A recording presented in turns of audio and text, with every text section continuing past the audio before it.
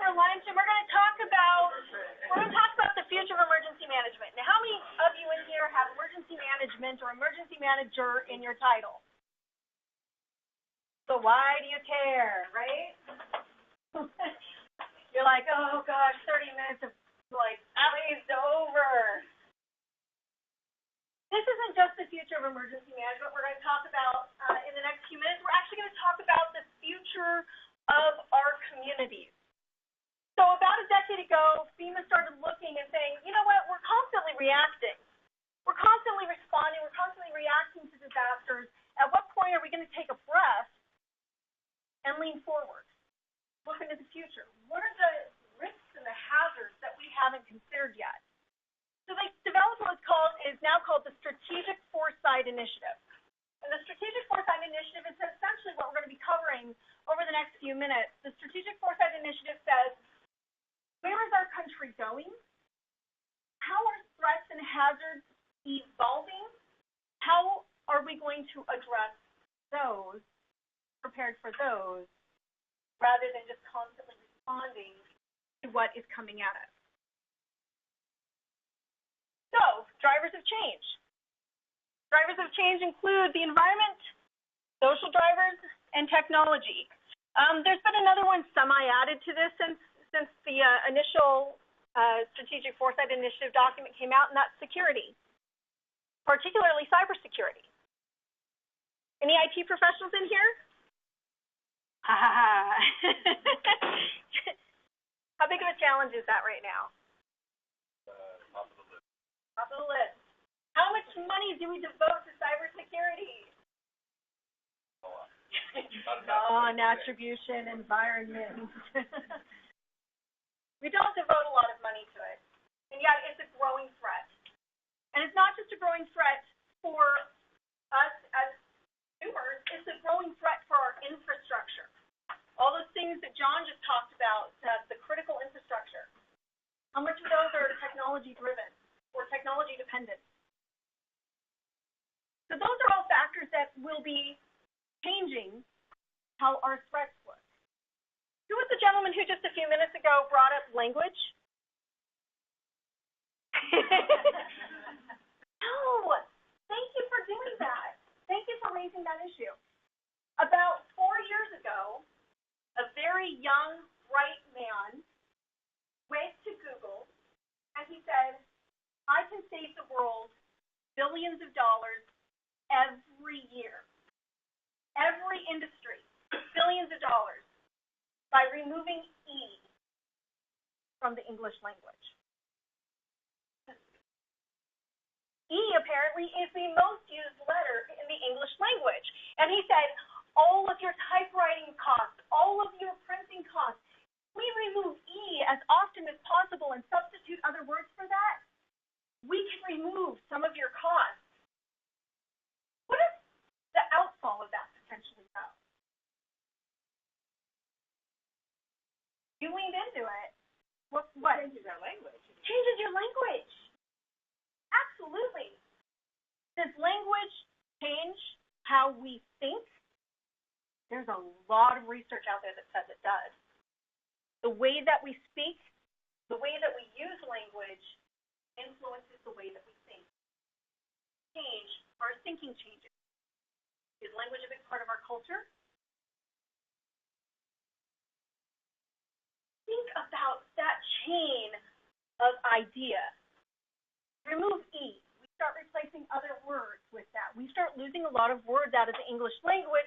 We start maybe thinking a little differently. Our culture changes all because we changed the letter E. Social changes. Now, I don't know if this young man has really gotten any traction. Fascinating to think about, isn't it?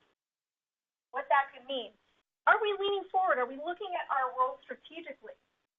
Not just for how our community changes and our culture changes and our technology changes, but how our threats and our hazards change with it.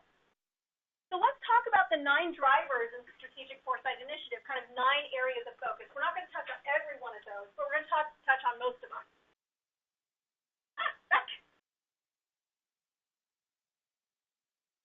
I will figure this out. It's one button. I can do this. All right, climate change. Anybody cringe when they see that? Why? It's science. So not political at all.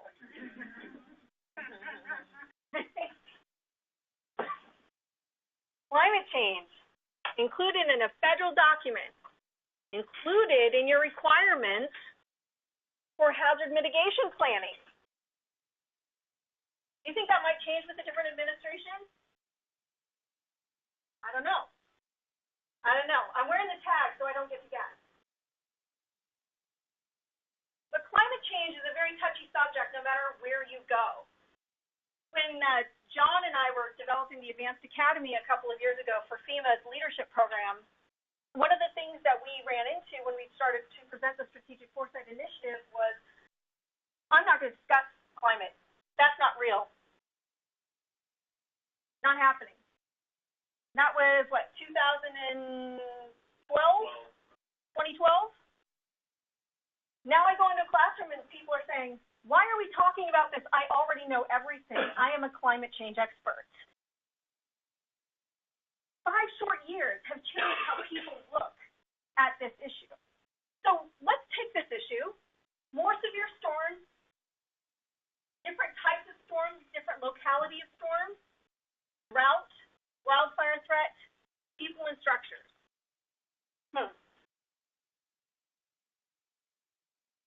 What does the state of California have all along its west boundary?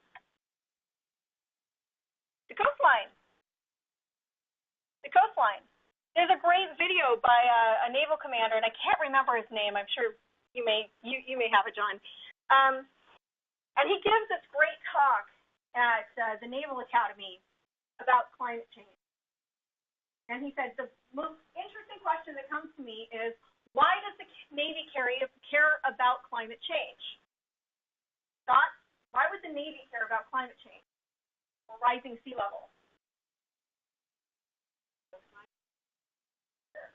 Because also, that's where we have our ports. That's where we have our infrastructure. We might notice something if it's changing. We care. We want to lean forward. We want to think about it. Has the wildfire risk here increased at all? Yeah. Now, I want to be really, really clear about this. We are not talking about climate change, the pejorative. We're saying climate change is any change in the climate. If you believe that Antarctica used to have flora and fauna that was tropical, you believe in climate change. If you can look at one stand of trees and see that they're being infected or infested by a type of moth that kills them that didn't exist 20 years ago because they now have a habitat that can support them, you believe in climate change. We're not talking causation. We're talking visible, tangible impacts. So climate change is one of those areas that we need to think about. How are we going to anticipate that?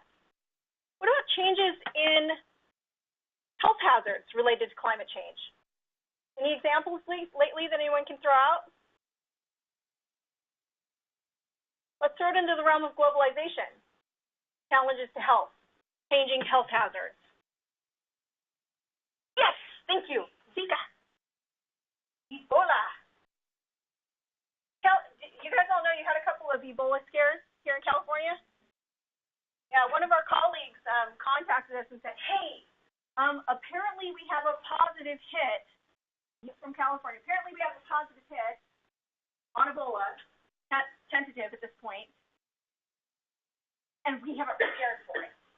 But don't worry, the sheriff has a great idea of how to handle this. What they would like to do is secure that individual in my emergency operations center.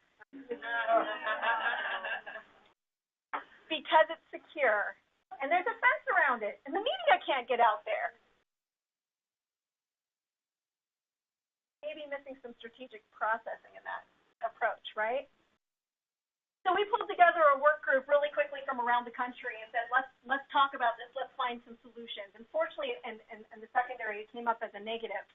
But you could be faced with that sitting in your position right now at any time. Public health officials, anybody in here? Why not? Next time, get their butts in the seat. So understanding what our changing risk is, anticipating it. Can we anticipate everything? No, but can we create those goalposts that say, if something comes up, we need to be leaning forward and thinking about what that could look like and how we are going to deal with it. Yes, that's the point of the Strategic Foresight Initiative. Aging infrastructure. In 2016, the Presidential Economic Report came out and said that they believe, based on a lot of data and a lot of economist input, that in order to fix our ailing road systems, freeways, roads, infrastructure, just to maintain it at its current level will cost between $124 and $126 billion per year. At its current level. That's not improving it. That's not repairing it. That's maintaining it. And yet, while we can all roll our eyes at the federal government and go, oh, come on, you guys, prioritize. How often do we do that at the local level, too? Deferred maintenance? Yeah. But as we start analyzing what our risks and our threats are, we have to recognize that our critical infrastructure is starting to decline. It is starting to fail. The peak spending on infrastructure in the United States, and I'm talking water, air, rail, highways, was about 1958. About 1958. And the reason for that is because that's when it was all built. So some of you have heard from me. I'm a recovering elected official. Sorry. And I can tell you that in my teeny tiny community, we still had asbestos cement pipe pushing water. That scare anybody? Yeah. We actually had one road where the pipes were still wooden. Yeah. Makes a great narrative when you're going out for a grant, though, I promise you. So deferred maintenance is a real issue. Asbestos cement, according to all the experts that I hired to make my community feel better, is perfectly safe as long as it's wet. As long as it doesn't get air, it's perfectly safe. You can adjust. You feel safer now? No. So recognizing that if we don't have that information, and as that infrastructure ages, we can actually be exposing our community to risk, not just the bridge falling down, but those other items that all it takes is one good drought and those pipes running dry. We may be facing a completely different kind of disaster. So, yes, sir.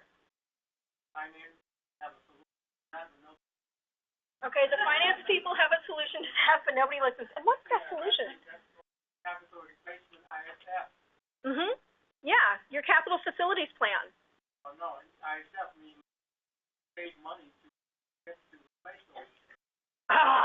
Yeah, okay. Let's go back to that. All we have to do is save money in preparation for fixing things that are going to break. How many of you have a house roof replacement fund? How many of you are just praying that the tarp holds on until you can finance a roof? It's very easy for us to kind of throw stones and cast stones at the governments at all levels, federal down to the local. But the reality is they live just like we do. They're funded sometimes worse than we are, and we don't always have the solution.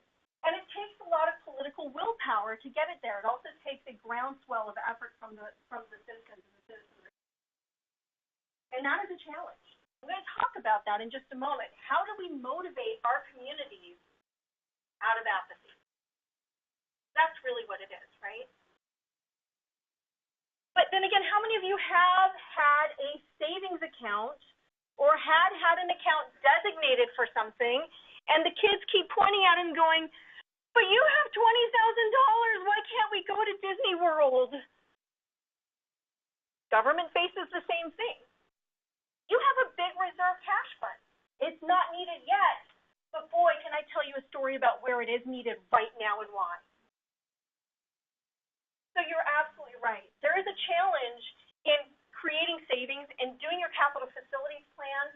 And again, it goes well beyond bridges and roads and potholes. By the way, in Oregon, Portland, Oregon, do you know how they got attention to the potholes? Just problematic potholes all through the city. Some enterprising individual decided to start planting things in the potholes. Any guesses what somebody in Portland, Oregon might have planted in a pothole?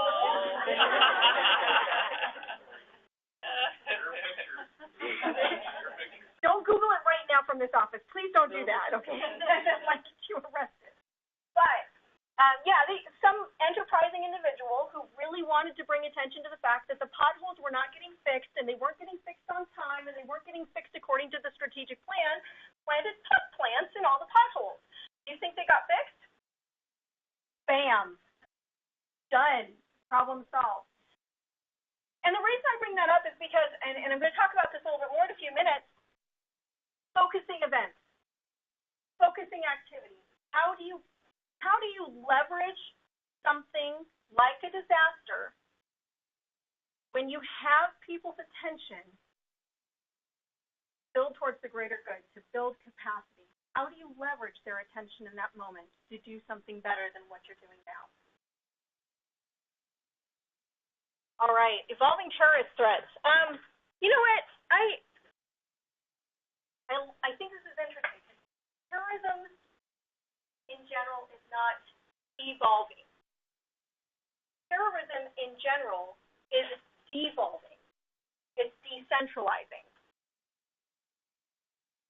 It's one thing to have a fusion center, which kind of correlates all of the information and the intelligence from a lot of communities and a lot of different agencies who can track an institution or a few key players. But what we're seeing now more and more often are lone wolf actors. And what's interesting is a lot of terrorist groups, and that's a hard thing to define, so I'm not going to get into the weeds about that, but a lot of non-state acting terrorist groups are deliberately pushing for decentralization. Individual lone wolf acts. Don't even tell us what you're doing. We just want you to encourage you to go do it. How do you plan for that? How do you plan for that? And it's not always through independent radicalization online or through other systems. Sometimes there's a concerted effort to go out and reach individuals who are already disenfranchised and then give them an outlet that they don't necessarily ascribe to the philosophy. What they have is a name behind them that can make them, or that can make them seem important. How do you plan for that? Can you? It's a touchy subject, but it's something that's worth thinking about. If we can't plan for that, what do we plan for? What do we plan for? Random acts of violence? Do we just get faster at responding? Do we have more partners with more specialties? What do we do? And it's food for thought. We're not going to solve the world's problems today. I'm just trying to point out that this is what the government, what FEMA is looking at and saying, we have to acknowledge it's changing, and we can't control everything. And to tell the federal government that they can't control everything makes them very stressful. They experience all that stress that we talked about earlier. So how do you reduce those? If you can't reduce the hazard, how do you increase your response? What is your role in that? How do you support those efforts? On that note, the changing role of the individual. Does anybody here have any familiarity with blogs that are about your community? Yes, no? Are there blogs that focus on elected officials, department agencies, activities, maybe environmental activities or decisions to be made? Are they generally friendly? This is where you join in.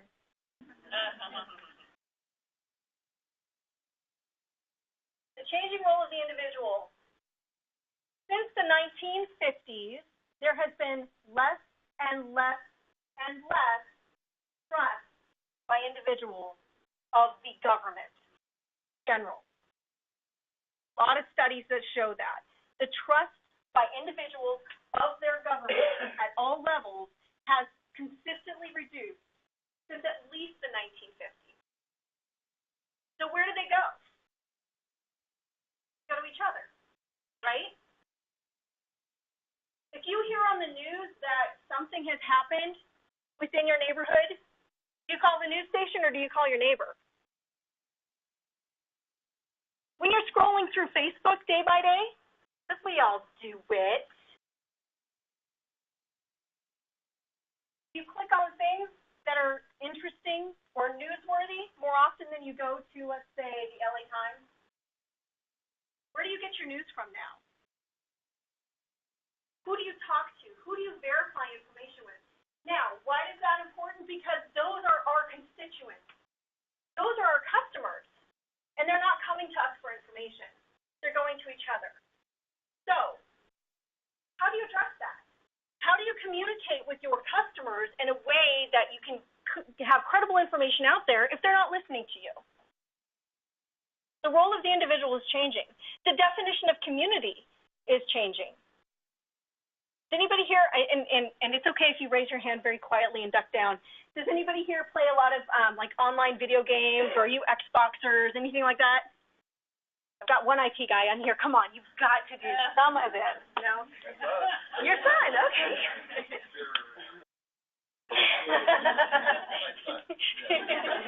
Asking for a friend. Do those individuals who have other networks, virtual networks, find them to be just as credible? Do you have any friends on Facebook who you've never actually met in person? Think about that. The changing role of the community, the changing definition of community is real.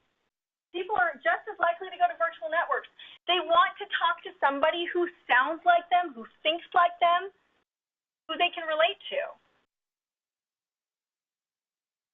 Just Google it, right? If you want to know something, just Google it. What is Google going to give you?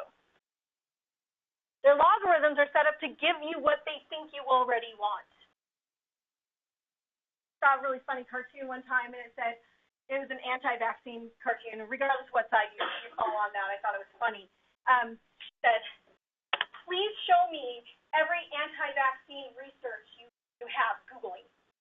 And Google comes back with, I have 7,534 reasons to vaccinate, and I have 3 that say don't vaccinate. She goes, that's what I wanted, yes!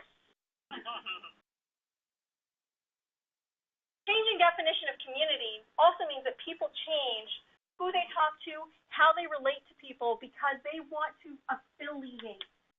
They want to affiliate. They want to hear what they already know, think what they already think, and more our communities and our technology allows us to do that, and it's changing our culture. So how do we encounter individuals in a credible sense and communicate effectively to them and credibly with them if we're no longer the credible people? Do we go out and we find people in those virtual communities? Good for thought. Okay, shifting demographics, and this also gets into culture, whole community. Was anybody in here previously or in any of the classes where I talked about whole community?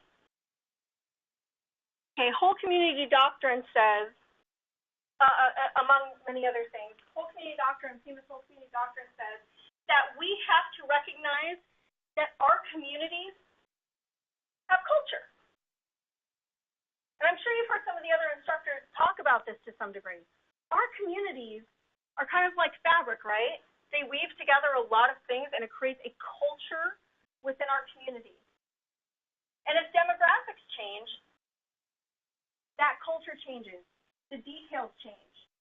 And are we thinking about that? Any recent examples that you can think of, for instance, in which leadership, law enforcement, government leaders no longer reflect their communities, demographic-wise? I would offer to you that places like Ferguson is a great example of that. We're shifting demographics over 20, 25 years, change the complexion of the community, but leadership and government complexion didn't change with it. I would offer that maybe some of the tensions increased because of that. Distrust, lack of affiliation. So what are we doing to make sure that we actually reflect our communities, not just in the now, but where it's trending? Do we care? Do we care if our leadership has physical representation of the demographic of our community? So thinking about that, what does that mean for future hazards? Civil unrest? Are we even planning for the right things? Now let's talk about medical and technological advances. The age of our community has changed. Lifespan within our community has changed. The ability of individuals who may have disabilities, access, functional needs, their lifespans are increasing. That's wonderful. Are we thinking about them? Or are they an afterthought every time? So planning for the demographic changes, planning to anticipate what those might look like and what we are not seeing as of this moment is important. Because otherwise, every time we react to a disaster or even an incident, something small or something catastrophic, we're going to have to learn from our failures.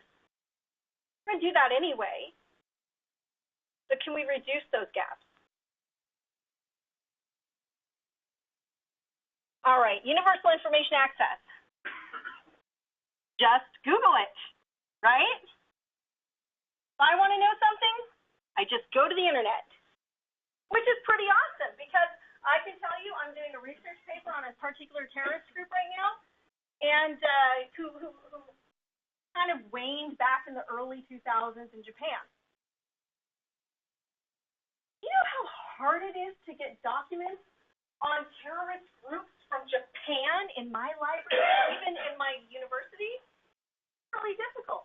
But if you go to scholar.google.com, by gosh, everything's translated too. It's pretty awesome. The really cool thing is there's a lot more information available to us, and it's immediate. We love immediate gratification. The challenge is there's so much information, it's sometimes hard to sift through what's credible and what's not credible. There's a buzz term going around right now, something news, something news. Anyone? Fake news. Universities are now responding to that issue, by and large, by forcing either small group sessions or entire classes on research and understanding real versus fake news. Why do you think that is? Why would universities care whether their students were consuming fake news? Because the professors get really, really, really sick of seeing Wikipedia cited at the end of a page or end of a research paper. Because somebody's blog that they keep on their off time because they're a prepper or what have you becomes a credible source. So we need to recognize that there are lots of pros, but there are lots of cons about the fact that we can get anything at any time. It requires a different set of skills to analyze that, and it's not something we've taught. So how do we deal with that out in our communities during a disaster? Yes, sir. So to answer your earlier question on how we fight terrorism. Okay. And just for our players at home, I'm going to repeat what you just said. To answer my question on how we fight terrorism, go ahead. One of the tools to fight terrorism. Terrorism at its source is ideological warfare, beliefs. One way to shape ideology and beliefs, mass information, make the change that affects the whole system of whoever reading it or working with it. So to truncate that for, again, our home players, and correct me if I'm wrong, what you're saying is taking information systems and using those to influence individuals away from ideological systems that lead towards terrorism. Did I catch that correctly? Sorry, okay. That's a really good point. But, again, terrorism can be really hard to define, and I'm not going to try to do it because there are about 500 definitions out there from about 500 very credible groups and research organizations. But, yeah, if our language influences how we think, and how we think influences our culture, and our culture and how we think influences our action, maybe that is a solution. Maybe that's a step in the right direction to say we can influence people through what they read, through what they see. Technology, innovation, and dependency.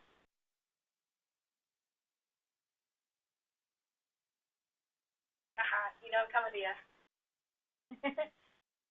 So, my IT individual in the classroom.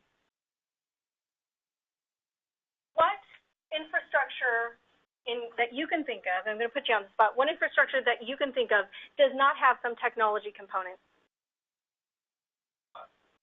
Does not. I figured asking what did was an easy list. It would go on for the next 3 hours and we're going to lunch. So, but what doesn't, that's a hard list to come up with. Absolutely. In fact, one of the things that Dana, the director here, did yesterday was she provided something called T-cards. Did you guys see a bunch of cards that were multicolored? Did anybody use those? You did? I was in the section that That is awesome. I've done this a long time, never once used them. Not once. Because even when the power goes out, and I was working with the Yoshibiki yesterday, and the power went out. What did they have? They had backup generators in them. They did. But the phone lines went down. Cell phone. Well, we've got radios, we got this, but I got my cell phone. Well, what if the cell phone towers are down? Well, we'll just connect a backup generator to it. I mean, we've always got these solutions to fix technology, and yet yesterday you were faced with a scenario in which you had to use a non-technological solution. How did that feel? Did it feel slow? Inefficient? Frustrating? You had to remember how to spell, right? And this is where we start talking about redundancy. And that's where that critical infrastructure conversation John held earlier is really, really important. Because it's great that we have all of these things that make our world more efficient and faster and easier and better. But at the end of the day, if we don't have redundant systems, backups, it means nothing the one time it goes out when it counts. So recognizing that innovation, both in software, apps, capabilities is really, really good, but when you become dependent on it, what does that mean? My kids were faced with one of those telephones where you actually have to, does anybody actually not know what I'm talking about? Where you don't press the buttons, you actually have to do what is the rotary phone. I used to remember people's numbers by the number of clicks that were on the phone when I called them. They didn't know how to use it. They didn't understand it. I looked at my dad's truck the other day. My dad passed away a couple of years ago, and we were kind of going through some of his items. I looked at his old truck the other day. It had an 8-track deck in it. You laugh, but those are memories for me.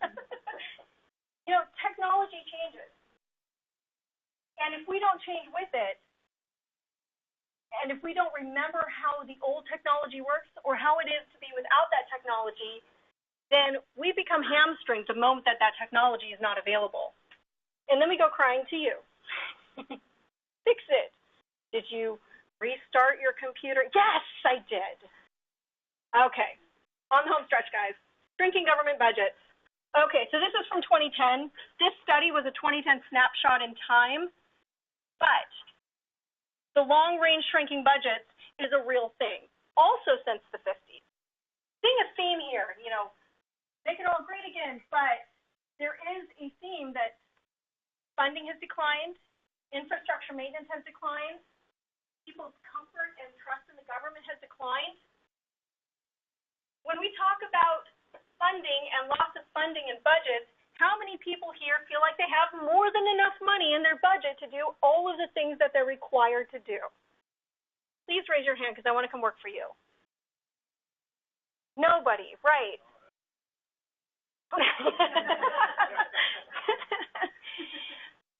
And especially in emergency management, what do we have? Well, in all of our government departments, the November guessing game, right? Who's getting elected? What is it going to do to my budget? Who do I have to kiss up to now to get my budget through? What are the political implications of what I'm saying, what I'm doing, what I'm asking for?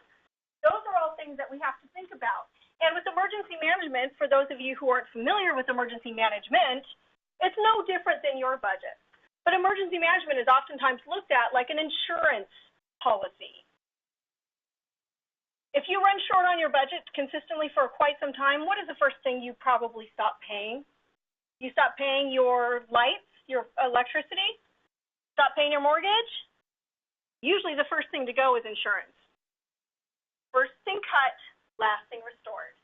Emergency management is very much like that. And the reason I bring that up is because as you guys saw this week, emergency management isn't just about what happens, just in case. Because emergency management and all of you who are emergency management professionals, contributors to the community response, are also contributors to community recovery. At the end of the day, when the lights and the sirens go home, you all still own it. You have to provide the social services. You have to fix the buildings. You have to restore the infrastructure, and you have to help your community not get back to normal, but get back to what their new normal looks like, and help them shape that and define that. So I would argue, and this actually comes from a very close colleague of mine who I happen to be married to, it's a social science. Emergency management is a social science because you have to incorporate all of those pieces of your culture, of your community, to make it work. Because when recovery has to happen, you guys are going to own it for a long time. All right. So, questions? Tell me, Rumble.